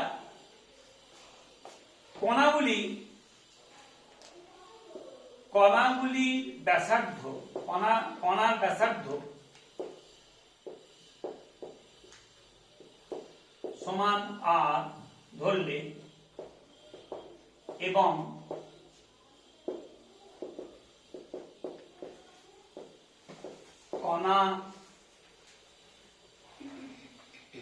কণাগুলি গোলকাকৃতি ধরলে, কণাগুলি গোলকাকৃতি, গোলাকৃতি লিখবি না, গোলকাকৃতি মানে স্ফেরিক্যাল, গোলক গোলক, ফুটবল গোলক, কি বললাম বুঝতে পেরেছিস তো? বা ওই যে খেলার সময় যে ওই যে বলটা শর্টকাট, ঠিক আছে, বুঝতে পেরেছিস তো? তা গোলক শর্টকাটটা ওটা হচ্ছে কি নিরেট গোলক, শর্টকাট বলটা, হ্যাঁ। আর ফুটবল কি ফাঁপা গোলক, হয়েছে। তাহলে এবং কণাগুলি গোলকাকৃতি ধরলে, তাহলে কি বললাম, কণার ব্যাসার্ধ 8 ধরলে এবং কণাগুলি গোলকাকৃতি ধরলে একটি কণার আয়তন কত বলো? একটি কণার আয়তন কত বলো? একটি গোলকের আয়তন কত? 4 3 পাই আর কিউব। তাহলে একটি কণার আয়তন সমান 4/3 পাই আর কিউব, ঠিক আছে। একটি কণার আয়তন 4/3 পাই আর কিউব। তাহলে কি হয়ে গেল? এইটা হচ্ছে, তাহলে একক কোষে কণা বা কণাগুলি দ্বারা অধিকৃত মোট আয়তন, তার মানে কি একটি কণার আয়তন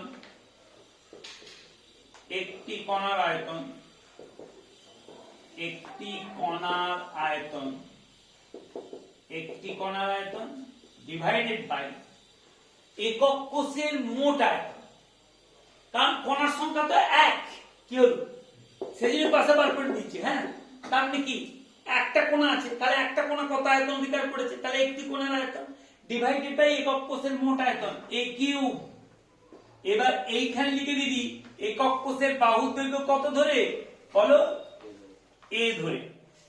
এই বুঝতে পেরেছিস? ঘনকাকৃতি একক কোষ তো, তার মানে দৈর্ঘ্য গুণিত প্রস্থ গুণিত উচ্চতা, তো তার মানে কি a গুণিত a মানে ঘনক মানে দৈর্ঘ্য প্রস্থ উচ্চতা সমান। তাহলে ঘনকাকার একক কোষে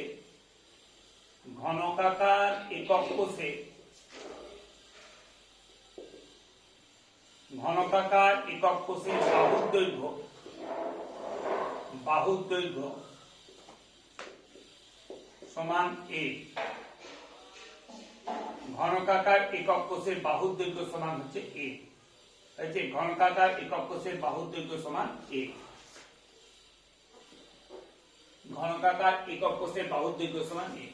আচ্ছা, তাহলে একটি কোণার আয়তন বাই a কিউব। এই যে একক কোষের মোট আয়তনের জায়গা, এখানে কি আছে? সরল ঘনকাকার একক কোষের প্যাকিং এফিসিয়েন্সি। প্রথমে এটা লিখবি একক কোষের কণা বা কণা, এটা কি লিখেছি এই জিনিসটা, একক কোষের কণা বা কণাগুলি দ্বারা অধিকৃত মোট আয়তন বাই একক কোষের মোট আয়তন, হয়েছে। তারপর কি লিখবি? এইখানে বার করেছি সরল ঘনকাকার একক কোষে কণার সংখ্যা কটা? একটা। তার মানে একটি কণার আয়তন, প্রথম ডটটা ওইটা, এই ল্যাঙ্গুয়েজটা। তারপর সরল ঘনকাকার একক কোষে কণার সংখ্যা বার করেছিস কটা? একটা। তাহলে একটি কণার আয়তন বাই একক কোষের মোট আয়তন কত? a cube. ঘনকাকার একক কোষের বাহুর দৈর্ঘ্য a ধরেছি, তাহলে একটি কণার আয়তন কত? 4/3 pi r cube, 4/3 pi r cube by a cube,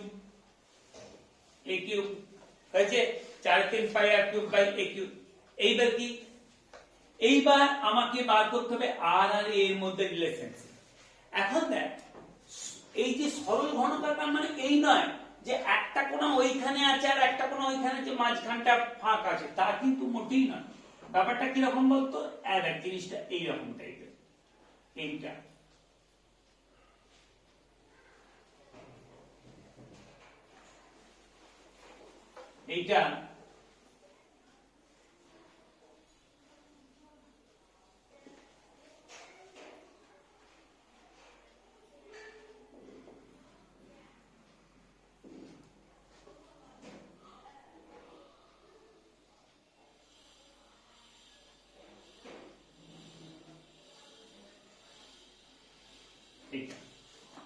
মানে অ্যাকচুয়ালি এইটা হচ্ছে বাহুর দৈর্ঘ্য। দেখ ভালো করে বোঝার চেষ্টা কর, ছবিটা ধরে এখানে ভালো করে। এইটা হচ্ছে বাহুর দৈর্ঘ্য, কি বললাম বুঝতে পেরেছিস? ঘনকের একটা বাহুর দৈর্ঘ্য এ, এইখানে একটা গোলক আছে, এইখানে একটা গোলক আছে, কি বললাম বুঝতে পেরেছিস? গোলক দুটো যখন টাচ করে যাবে তাহলে তারা আর এগুতে পারছে না, সেটাই প্যাক্ট হয়ে গেল। মানে তোরা কখনোই ভাবিস না যে এইখানে একটা কোণা আছে ছোট বড় আর ওইখানে একটা ছোট বড় কোণা আছে, তা নয় কিন্তু। মানে অ্যাকচুয়ালি কি গোলকগুলো আস্তে আস্তে তাদের মধ্যে একটা অ্যাট্রাকটিভ ফোর্স কাজ করে, ঠিক আছে? আস্তে আস্তে যখন টাচ করে গেল তারা আর এগুতে পারছে না, হয়েছে?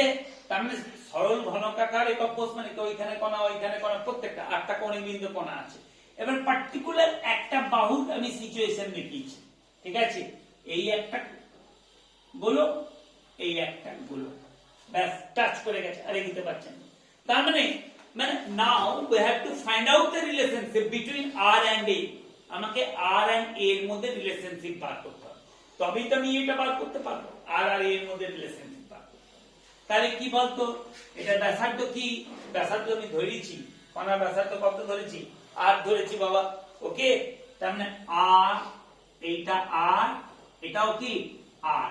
তার মানে 2r ইকুয়ালস টু কি? বলো বলো বলো, a। বাহুর দৈর্ঘ্য, ঘনকাকার একক কোষে বাহুর দৈর্ঘ্য a, 2r equals to a। তার মানে r ইকুয়ালস টু কি? r equals to a by 2, r equals to a by 2, এই যে r equals to a by 2 equals to, তাহলে এটা কি হয়ে গেল? এইটা মুখস্থ রাখতে হবে জয়েন্টের জন্য, কোনটা? এই যে r সমান a বাই 2। সরল ঘনকাকার একক কোষে আর আর এ এর মধ্যে রিলেশনশিপটা কি, ঠিক আছে? এটা মুখস্থ রাখতে হবে জয়েন্টের জন্য, r ইকুয়ালস টু কি? a বাই 2, ঠিক আছে? বা a ইকুয়ালস টু 2r, যে কোনো একটা। আচ্ছা এইবার দেখ, তাহলে 4 এর 3 pi r equals to a by 2, তার মানে a বাই 2 এর whole cube by a cube, a cube. তার মানে এটা কি হয়ে গেল বল? এইটা 4 এর 3 pi a cube by 8 by a cube. তার মানে এটা কি হয়ে গেল বল? a কিউব কেটে গেল, কি হলো? কত বুঝতে পেরেছিস? আচ্ছা তার মানে এটা হচ্ছে পাই বাই 6।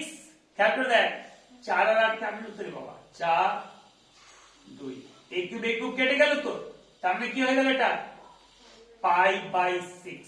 এটা প্যাকিং এফিসিয়েন্সি, এই নাম্বারটা মুখস্থ রাখতে হবে। আমি বক্স করে দিচ্ছি মানে যেটা মুখস্থ রাখতে হবে, কি বললাম বুঝতে পেরেছিস? বক্স করে দিচ্ছি মানে মুখস্থ রাখতে হবে পাই বাই 6। সরল ঘনকাকার একক কোষের প্যাকিং এফিসিয়েন্সি পাই বাই 6। হ্যাঁ, এইবার পাই বাই 6, এবার এটাকে একদম ইয়ে দিয়ে মুখস্থ রাখতে হবে। এটাও যেমন মুখস্থ রাখতে হবে পাই বাই 6 প্যাকিং দক্ষতা। মানে সোজা কথা কি, সরল ঘনকাকার একক কোষে একটা কণা মোট আয়তনের কত ভগ্নাংশ অধিকার করে? অ্যাকচুয়ালি সরল ঘনকাকার একক কোষে তো একটা কণা আছে, মানে ওই ক্রিস্টাল ল্যাটিস, একটা কণা মোট আয়তনের কত ভগ্নাংশ অধিকার করে? Pi by 6। এবার এইটাকে একদম পায়ের মানটা 3.14 বাই 6, তাহলে পাই হচ্ছে 3.14 বাই 6, যদি বসিয়ে দিই দেখ কত, এটা কত হচ্ছে দেখ ক্যালকুলেটর কোথায়, এটা 3.14 বাই 6 0.524 আসবে, ঠিক আছে? তাহলে আমি পয়েন্টের পর দুবার দিচ্ছি 0.52, এটাও মুখস্থ রাখতে হবে, এই নাম্বারটাও মুখস্থ রাখতে হবে, কিন্তু 0.52 এই নাম্বারটাও মুখস্থ রাখতে হবে, এই নাম্বারটাও মুখস্থ রাখতে হবে।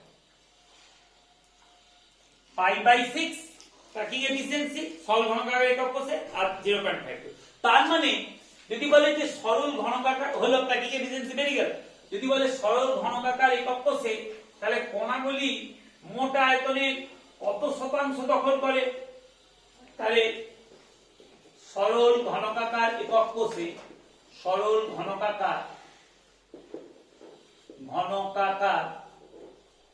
একক কোষে